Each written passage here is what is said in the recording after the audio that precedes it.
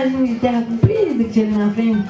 Aí daqui a pouco veio um homem de terno, guarda-chuva, mala preta, professor da USP. Ele vinha andando assim. Aí olhou e falou, bom dia, o senhor é daqui da região? Eu sou, o senhor mora aqui pertinho. O senhor conhece a cidade de São Judas do Quenhenhen? Conheço, senhor, aqui pertinho, viu? Bem perto. Quanto tempo demora para chegar lá? Não sei não, senhor.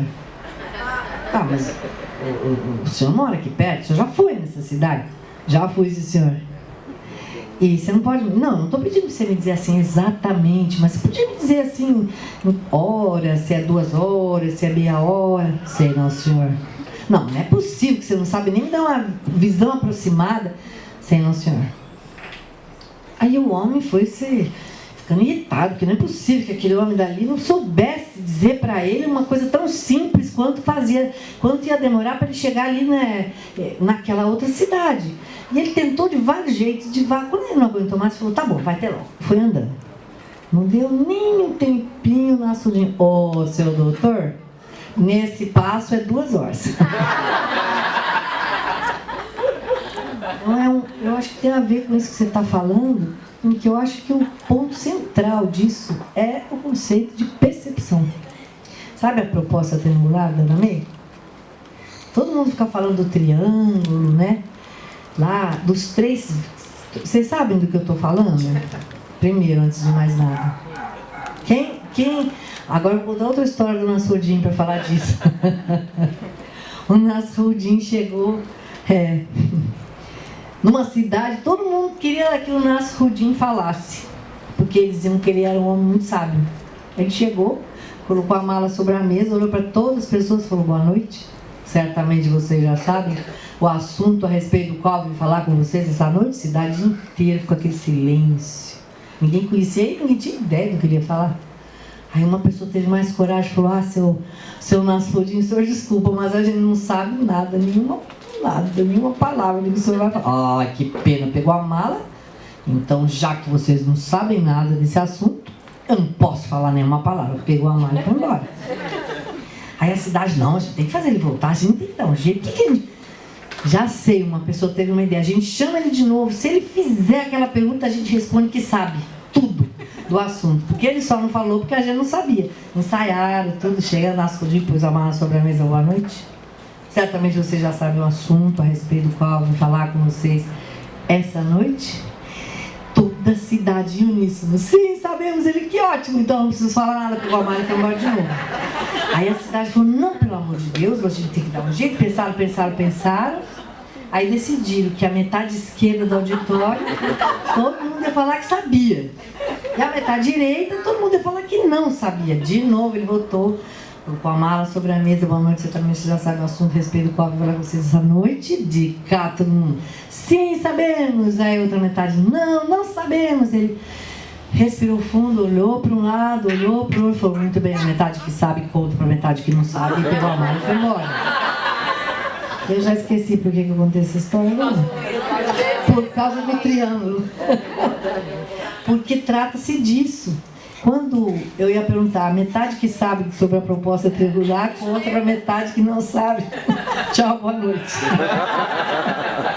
É que a Ana May Barbosa, que é, vamos dizer assim, a pessoa que trouxe a contemporaneidade, trouxe para os arte-educadores, que eu chamo de uma bússola para o ensino e aprendizagem da arte, porque ela definiu os contornos daquilo que se chama, com esses nomes todos, né, de arte, educação artística, e ela definiu como, ela falou, sabe do que se trata a aprendizagem e o ensino da arte? Se trata de 3 tipos de ações.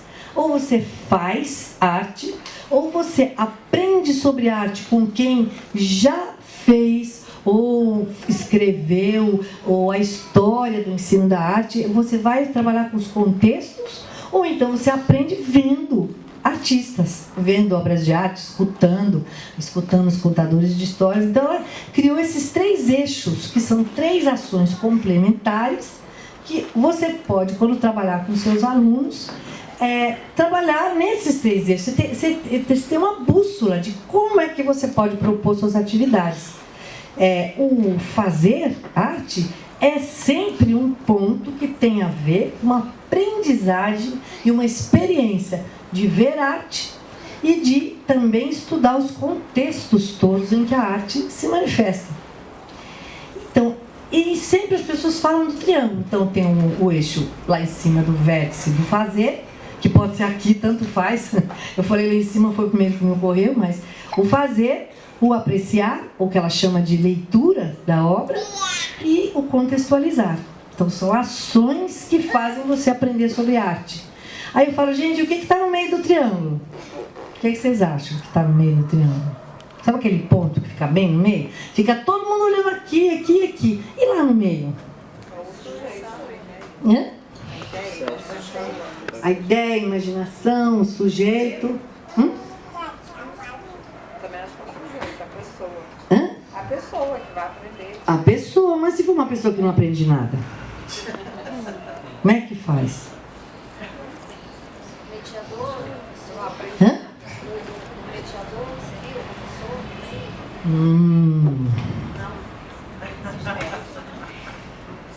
Eu gosto de falar que o que tá, ninguém fala desse negócio, ninguém pensa nisso. Se você não sabe isso, você não pode ser professor de arte.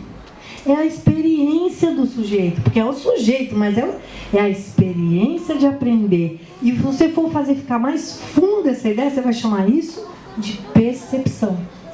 Porque a experiência pode ser aquela totalmente, por exemplo, estava lá os 2 homens olhando as vacas lá embaixo, eles no alto da montanha, e o dono do açougue falava, olha, ali tem um pedaço de lagarto, ali tem um contrafilé.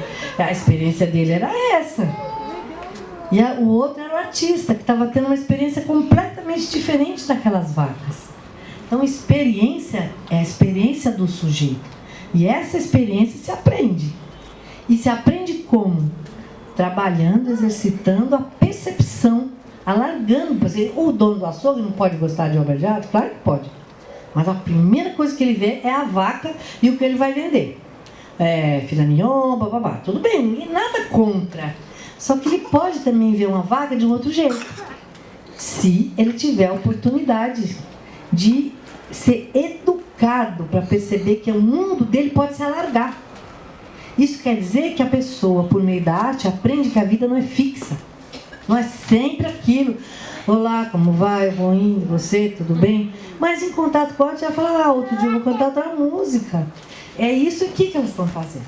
Chama-se flexibilidade. Não para um minuto. Não fixa nada. Porque se fixar, morre. É isso que elas ensinam pra gente, ó.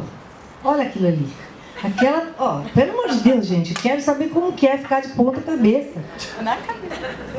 E essa que vai botar aqui a almofada em cima. Bom, enfim. Essa mobilidade, essa movimentação que é o motor da aprendizagem. Perceber diferentes coisas de diferentes jeitos.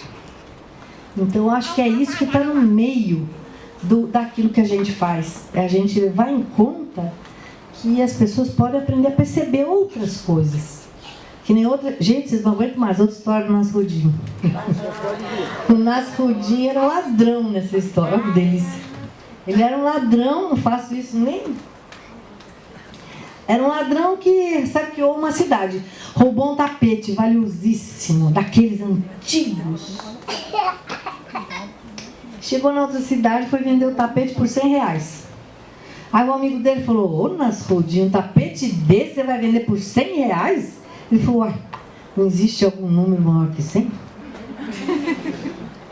Então é isso que a arte faz com a gente, né? Descobrir que existem muitos números maiores do que 100. Porque 100 é aquilo que ensinaram pra gente todo dia. É 100, tá? É 100. Não presta atenção, nada além de 100. É 100. Aí você fala, nossa, existe.